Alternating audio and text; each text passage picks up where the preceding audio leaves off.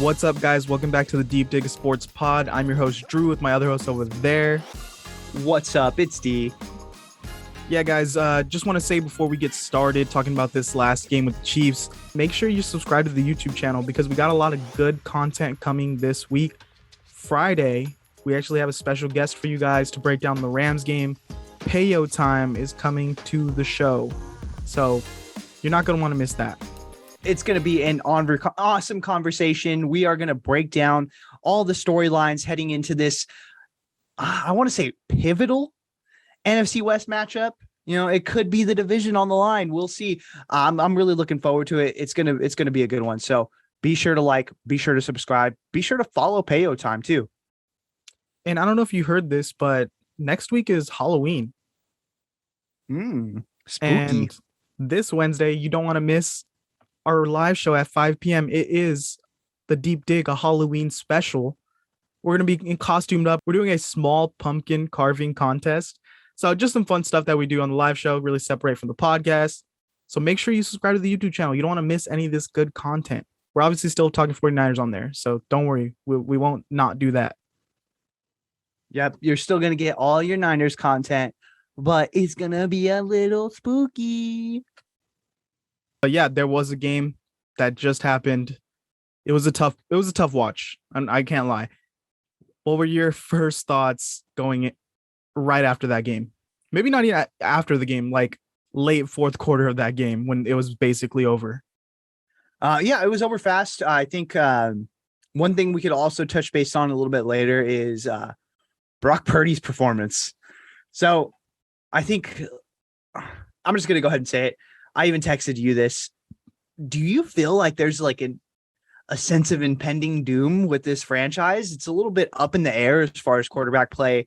I think this is like, obviously Jimmy is not the end all be all quarterback. Like, hey, we're going to get like fantastic games out of him week in, week out. But it is concerning when he does give up, end zone touchdown or end zone picks and we lose points because of that. And then moving forward, okay, looking into next year, it's like, well, are we going to ride with Trey Lance all the way? Because this is a guy who hasn't got a lot of play time, and we're going to be relying on him to be not just a good team, but like drive this team to the playoffs and make it, pretty deep. So it just feels a little bit like, what are we going to do here at the quarterback position? So that's just kind of my feeling, is this like sense of there's, that movie It Follows, where there's just that thing in the background the entire time. That's what it feels like. They're just like constantly waiting to get sexed with the. That's the movie you're describing, right? Yeah, no, that's the movie, and that's what it feels like. With not like the sexing thing, but like there's just something back there, like in the back of our mind, and it's gonna catch up to us eventually. Eventually, we're gonna have to pay that toll. Yeah, I mean, and I guess before we even get into the game, let's just dig into that aspect of it, because we were talking. I'm like, and I kind of am concerned for this 49ers franchise. Let's just get into that, like the future of this team going past this season, because this season we've been talking about it since Trey Lance went down, that at any point this season could just get completely derailed, and it could get like, how ugly can it get? Is this going to be a 9-win or a 10-win team going into playoffs? Or is this going to be a 6-win team that, there's some injury concerns. Jimmy didn't look great. That's not on Kyle. Or is this going to be like a 4 or 5-win team where it's like, what are we doing, guys? And then when you look at the Christian McCaffrey trade, we gave up a lot of assets, which, we could talk about that later, whether it's going to be worth it or not. But we did give up a lot of draft capital. We don't have a first round pick. We don't have a lot of cap space to play with. So it is this question of like, if we don't win now and we're not set up to win with this roster, then what are we doing? And like, how do we improve on that? It's a weird space, because we could be talking all this like right now, and then 3 weeks from now, it could be like, all right, we're in the driver's seat. The Seahawks are finally going downhill. We're first place in the West, and we're for sure making the playoffs. So it's like, you know what I mean? It does feel like, but hey, the rest of the schedule moving forward is actually pretty weak, and we don't have another long road game for the entire season. So, you know what I mean? Things could turn around, but just looking future wise, like it is a little concerning, especially because like one thing that, Kyle Shanahan had said was, hey, this is like, I'm not really used to calling plays for Trey Lance. I got to get, into the flow of things, but he's played with Jimmy before. He's played a lot of games with Jimmy Garoppolo. So there should be no reason that this like play calling should be stale. And it's pretty concerning. So, and we obviously like, even if they wanted to play Brock Purdy the rest of the season, that's not the move, bro. Like, he's not ready. That ain't the move. Yeah, there's no Victor Wembanyama like waiting for us at the end of the line here. It's just this year, I think Kyle's obviously not on the hot seat. The team is so loaded and so talented that we can limp our way to 7-8 wins pretty easily. So I'm not so concerned this year, but when you do factor in like, what about next year and the year after that? Like the team is essentially the team. Like this roster, like where do we budge unless we turn around and trade a Kittle or trade a Debo or someone on defense? So like the roster's set. Yep. It's essentially set for the next 1 to 2 years at least. And then you're just factoring in those like role players. And when you factor in that we have superstars across the board and we've hit on draft picks, like how rare is it that we have superstars and we hit on all these draft picks and we're still not like winning games? So what is the steps to get better from that? It's the coach and the quarterback. And I know you said we're hitting draft picks, which we are. Like I will give credit. Like we do hit, most draft picks, but there is like the high draft picks where it's been real iffy. So we'll continue to see how it plays with Trey Lance, but look at just the like last 2 third-round picks that we've had with the running backs. Ty Davis-Price doesn't even see the field unless he's the fullback. Like this is kind of ridiculous at this point. We already traded away or we cut Trey Sermon. So it's just, when we do have those high draft picks, they need to be better at that. Like that's the one nitpick that like with this Kyle and John Lynch regime, they just haven't done their due diligence, and the high draft picks have been having to miss for the most part. I don't want to say for the most part because Bosa, whom else? That was a slam dunk, though. That was the easy pick. Like, if the Cardinals didn't need a quarterback, he would have been the number 1 pick. Like you, and then you say Solomon Thomas, and it's like, Reuben Foster, Javon Kinlaw. It's like the list of misses at the top of the draft is so much longer than the hits. So I think John would be on the hot seat faster than Kyle just because you need a scapegoat. But that's like they have a built-in scapegoat in Jimmy Garoppolo. But at the same time, it is like, Kyle, it's kind of on you, buddy. Like you're the guy, like you chose this guy. You wanted him to stick around and you had play calling where Trey Lance could have got hurt. So kind of is what it is at this point. This game that just happened and thinking of the future is like what we saw in this game. Like, why did we lose and where could we improve? And then when you look at like how we can improve those places, like where are those pieces coming from? If we don't like all of a sudden trade one of our key players to kind of fix a position, like going into the season, the problems we were concerned with were like the quarterback and the interior line. Well, Jimmy G's the quarterback that Kyle wanted to roll with. And the interior of the line, if you ask PFF, is like the best interior of all time because I keep seeing like these graphics where they're ranked top 5 and everything or top 1 and your tackles are struggling. So where like in the this offseason, our defense is stacked. Like we don't need to add anything. Maybe an interior D lineman.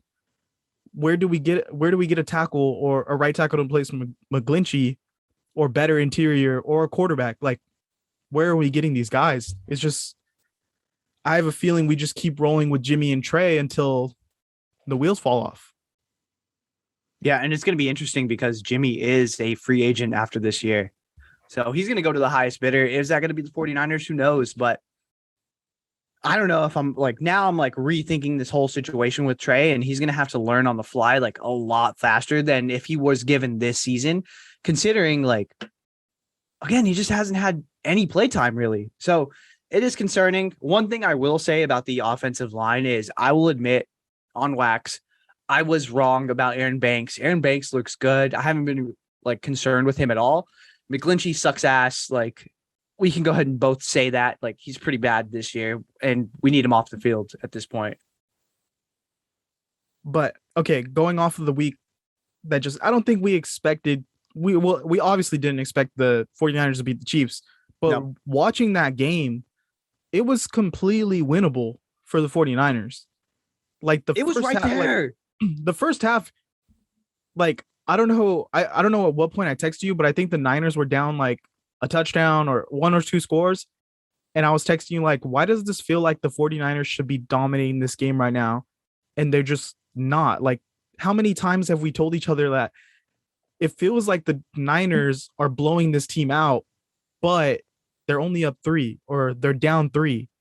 Like, when is this Kyle Shanahan offense gonna become something?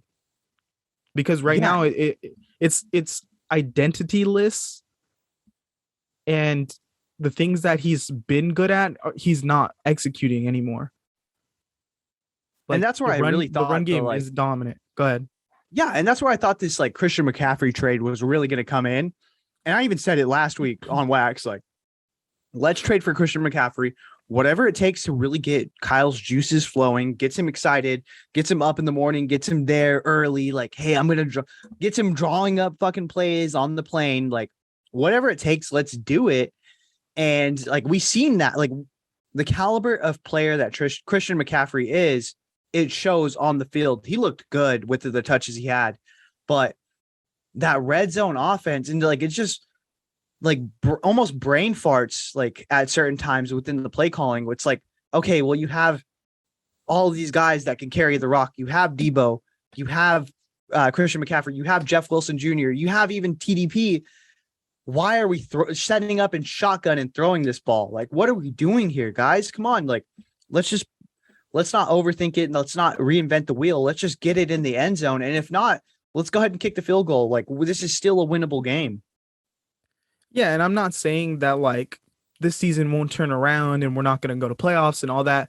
But what I am saying is if we don't turn it around and we miss the playoffs and we're just we don't have a good winning record, then where do we go from here? Like, this is on Kyle. Yeah, 100%. And I was already looking. So I even sent you like a list of coaching candidates. And I'm like, where do you like, there's only a few guys that I'm like, okay, like this is a viable option. But other than that, like one, I don't think I want Sean Payton, if I'm going to be completely honest with you. Like, I know like he has this, like, he is an offensive guru. He wins games, things like that. I don't know if it's worth the price, but like a couple of names on the list that I do like are like, let's see, a Raheem Morris, a guy who actually worked for Kyle before, who knows the offense, who's the defensive coordinator right now over there at the Rams. So he has familiarity with the NFC West. I really like that idea, but again, it's still a notch under Kyle. Who else do I like? I like the Eagles offensive coordinator. Look at what they're doing over there with Jalen. So that could transfer over to what we are trying to do with, Trey Lance. So that could work. But again, a notch under Kyle. So they're just not, even if Kyle was on the hot seat this year, which I don't think he would be, there's not like every coaching candidate is a notch under Kyle. So what we need to see is that Kyle, that is a notch above everybody else. You know what I mean? Yeah, I think he's safe this year, but when you get into like the 2 years after that and we're still like struggling to make playoffs, then I think you get into the conversation of, is this guy staying around because his name and like what we perceive of him than what he's actually like portraying on the field? Because in the NFL, you aren't judged on like what you could possibly do.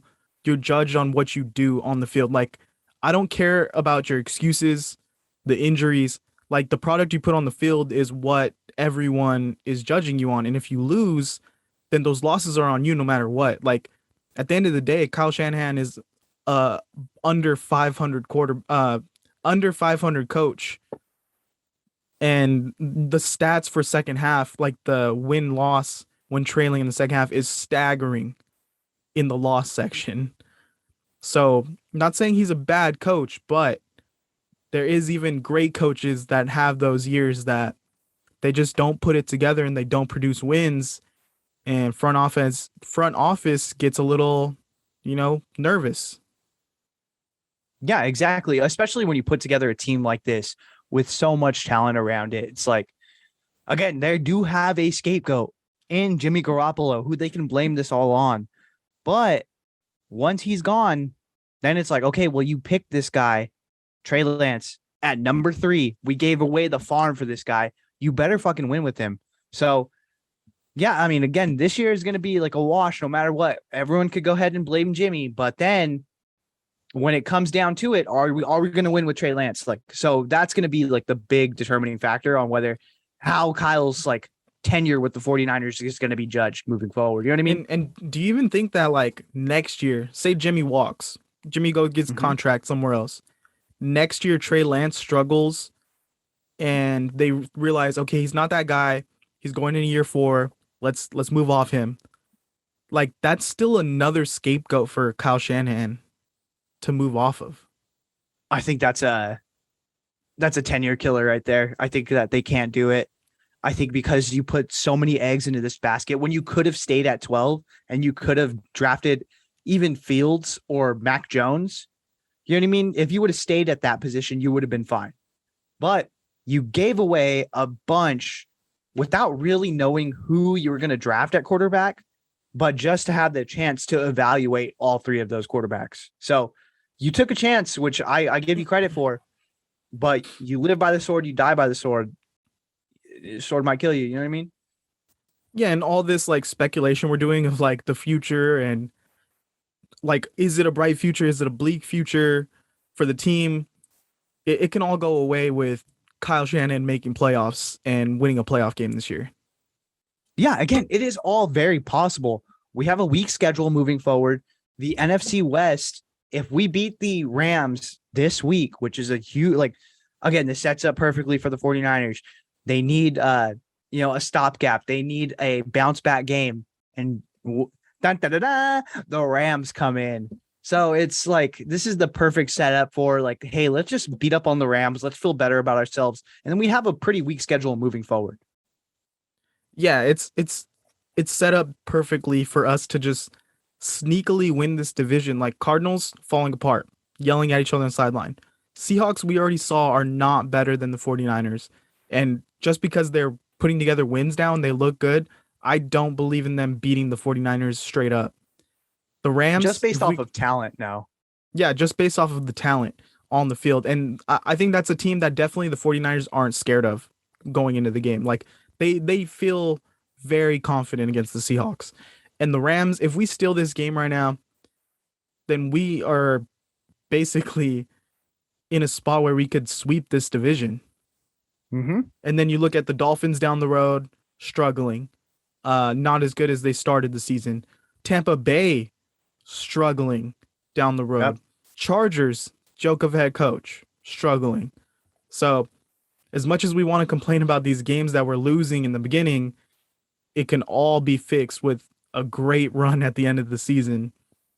Like, yeah, we just have to put it together. And if McCaffrey's the guy that puts it all together, then okay, great. Dude, how do you feel about that McCaffrey trade? I know, like, I think we're a little bit torn on this. I think before, did you want to get into the Chiefs game, or are we kind of just like calling that a wash?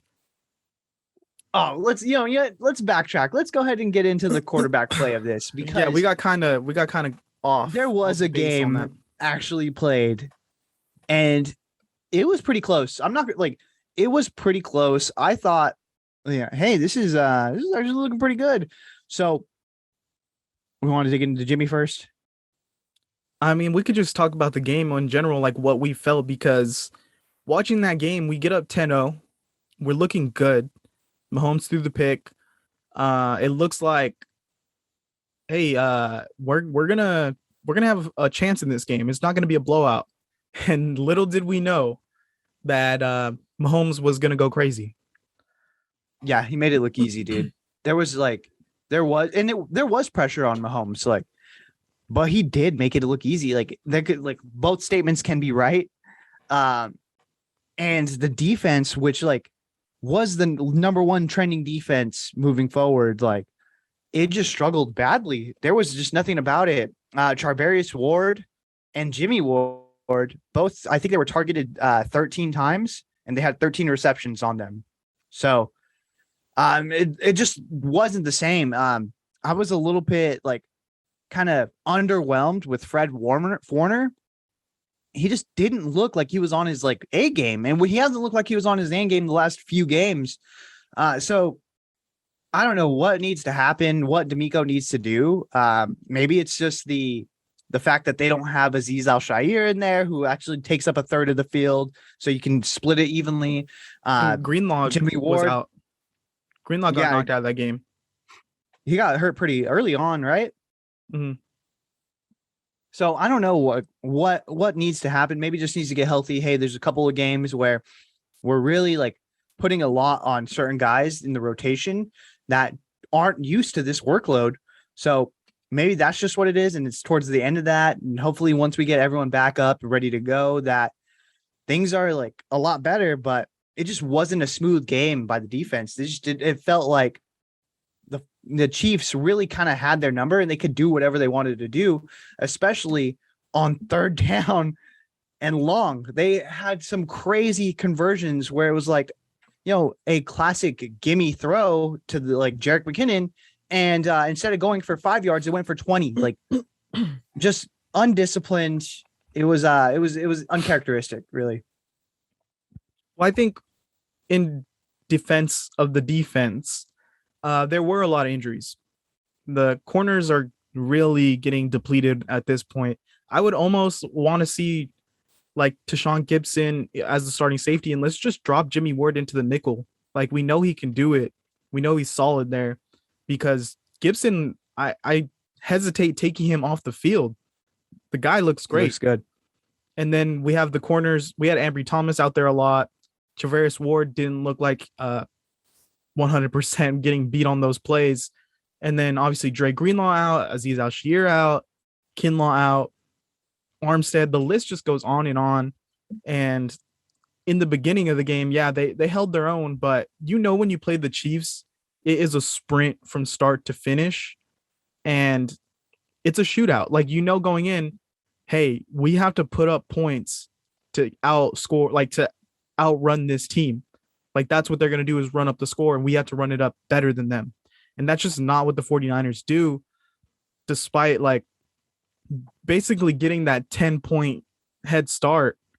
They just couldn't put it together. So I think it was definitely a team effort on losing this game. The special teams looked terrible. Even with that muff punt, the special teams looked garbage. And then the offense just couldn't put the ball in the end zone. And when you're playing the Chiefs, even just go for it on 4th and short, because the Chiefs, they're going to score touchdowns. You have to put up touchdowns.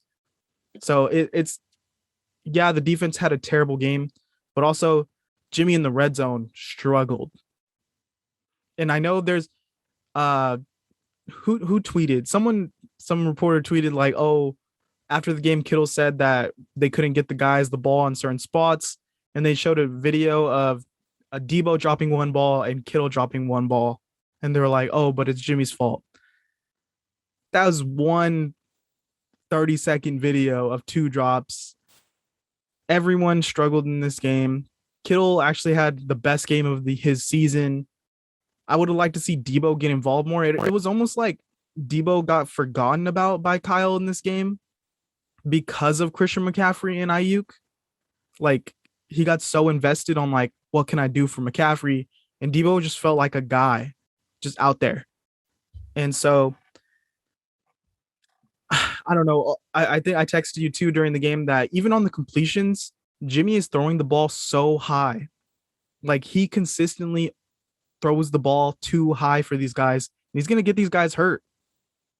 and those lead to tip picks as well. Like the main staple of Jimmy's throws is that he throws it too high, it gets tipped in picks. And if you look at the stat sheet, Jimmy played great, but there was so many passes that passed through defenders' fingertips, completely through their hands. So I'm not putting it completely on Jimmy. It's partly on Kyle. It's partly on the defense, partly on the offensive line. This was a complete team effort in losing this game. They just beat us in every aspect. Yeah, 100%. I think if I had to rate Jimmy's play, I would go ahead and say like a D+, C-. But that also takes into account the offensive line was bad. The defense struggled. And again, the play calling was just off on this. Like, so all around team loss, like you deserved it. Like the team deserved it on this one. And I think we kind of expected it. And then once we got that surprise of like, hey, we're up by 10. Okay, we have a shot. Now we have a shot. Given 10-0, we might have a chance to win this. And so it really felt like that. And not only did Kittle say that the playmakers need to get the ball more, but Brandon Ayuk said it as well. So it is like not just like one person is feeling that way. I'm sure everyone is feeling that way. Like, hey, like we are just too talented of a team to not be scoring the ball here. What are we doing? Like you see Aaron Rodgers yelled out to the sidelines. What are we doing?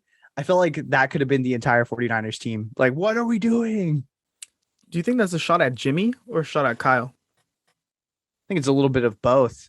I think because Kittle is Jimmy's boy. He knows like, hey, Jimmy, you got to be better.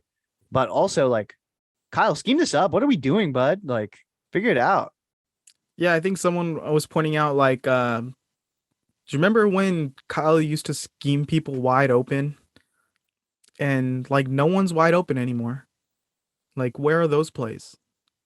I mean, they were, but it was that was last week with wide receiver 7 and fucking Ray McLeod and Charlie Warner. So it's like you're not scheming the right guys up. What do we do? Yeah. So I mean, even when the right guys were open, they dropped the ball. So and it was a lot of I was kind of thinking this during the game, like, is Kyle, I don't want to say losing the team, but the discipline of this team is not where it needs to be with all of these dumb penalties, the false starts, jumping off sides, like, and he has a lot of he is putting in a lot of these guys that aren't like Kyle Shanahan and guys like the Ray and Danny Gray Danny Gray was in there for a bit. Ty Davis Price. I'd say Charlie Warner's a Kyle guy. Yeah. He's been but around yeah, long those enough. are the guys that are making mistakes and like they need to do better. Yeah. And that again all rolls up to the head coach. So tighten it up, This is the perfect chance. Now we got to get after it. Again, we're having a special episode that's dropping on Friday to break down this game coming up. So subscribe, like, comment, do all that good stuff. Let's go. Yeah, so now, Christian McCaffrey. What are your thoughts on the compensation? Because it happened so late in the week last week. We did our podcast, we did our live show. Check that out. We did our Wednesdays. Pick of the week. Wednesday is the live show at 5 p.m. Make sure you subscribe to the YouTube channel. Check that out. But yeah, we did interview with Charles Robinson, great guy from Arrowhead Addict. And we did our Diamond Pick of the Week, which we won 4 weeks in a row. Again, subscribe to the YouTube channel. We're making money. We'll help you make money.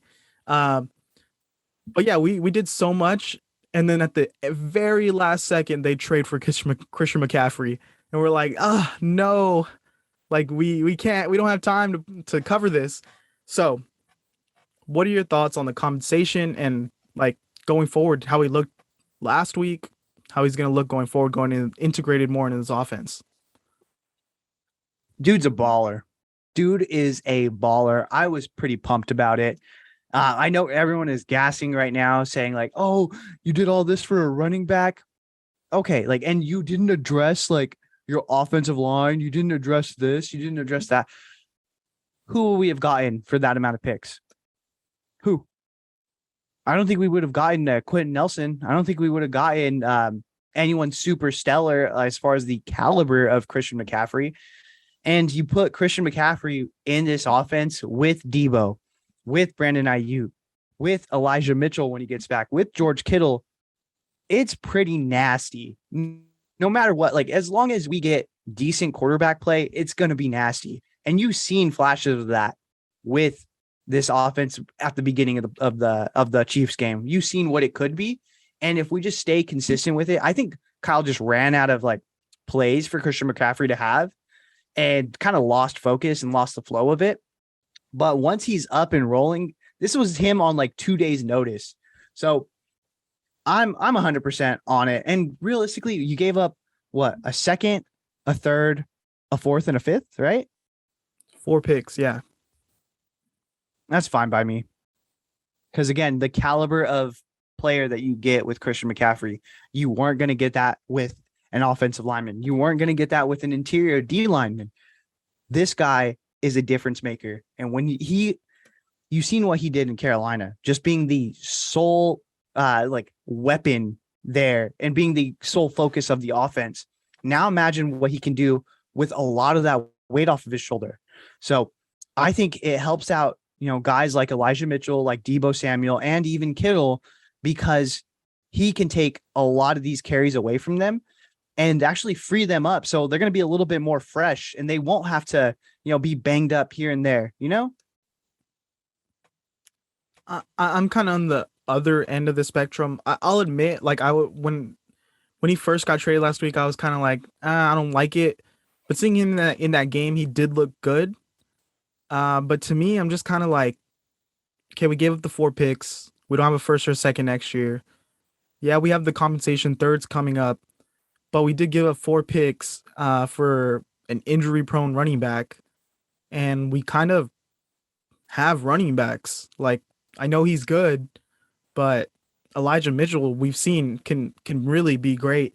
Jeff Wilson looks solid. Like, I don't think that's like, again, we made fun of the Cardinals last week and we made fun of the Packers last week of being like, why did you draft a quarterback in the first round, Packers? Why did you draft a running back in the second round when you just paid a running back? Cardinals, why are you trading for Robbie Anderson when you have DeAndre Hopkins coming back? And this kind of feels like, if I'm going to make fun of them for that, like I kind of got to give the 49ers some of this shit too. Like, you have like running backs. TDP is a guy that we can get on the field. Like, Jeff Wilson Jr. has been solid. Elijah Mitchell's coming back. So, and then you have Deebo, who's essentially, I don't want to say the same type of player, but he can do things that Christian McCaffrey does. And to me, we can't really say if this was a good trade or not yet. But at the end of the season, if we're winning games and he's healthy, then yeah, it was a great trade. If he's hurt and we lose because of that, terrible trade. And I don't know, I think the risk of that just kind of outweighs we could have just bundled all our picks and traded for a right tackle. Like, we could have bundled all our picks and traded for a center or something, or a defensive tackle, and really fix an issue. It's kind of like putting a Band-Aid on an infection, our offense is going to get a little more dynamic, but we have Jimmy G at the end of the day. So how much is a running back going to help us when we're down 14 in the fourth quarter? I'm not sure. And to bring in another injury-prone guy is just not what I wanted to do for this team, because say we are 10 wins next year, at the end of the year, even this year already, Deebo pulled his hamstring, Juszczyk broke his finger, he's out, Kittle's been banged up. It's just, you get to the end of the season and every single star player you invested in is banged up. What do you do then? But if he stays healthy, yeah, great win. Great trade. I just feel like it wasn't a necessary trade. And I get that. But again, my argument here is, who were you going to, if you were going to say okay, well, let's bundle up all these picks, let's go get a right tackle. There's not a right tackle on the trade block that is the player that Christian McCaffrey is. You know what I mean? But there's not a center on the trade block. They're not going to put a right tackle on the trade block, but you can go to one of these struggling teams, give them a good offer, and put them in the trade. Yeah, but they're not going to give away a staple like that for a second round pick. You know what I mean? Well, There's not. We don't need like 26-year-old Pro Bowl level right tackle. We need a starting right tackle. Like I'm sure I don't have the list of right tackles in front of me, but I'm sure there's someone out there who's 29, 30 years old, still a solid right tackle that on a bad team that they're willing to give up. The only thing is I don't want to give up those picks for McGlinchey times 1.3. You know what I mean? To get a McGlinchey and a little bit more. Like, it's not worth it at that point. I feel like it is worth it to go from a C to a B at the right tackle position more so than like a B to an A at the running back position. I like running back. If we really wanted to invest more in the running back position, I mean, we draft 2 running backs every year in the second and third round. So we could have just did that again. We could have moved up and got someone in the late first round. Like, I'm not saying it's not a good trade, but I'm saying there could have been something to actually fix a problem with this team. I get that. Yeah, I mean, it didn't help out this week. You know what I mean? And it wasn't going to help out this week, no matter what. Like, if they had did it on Monday, it wouldn't have helped out. So I get what you mean here.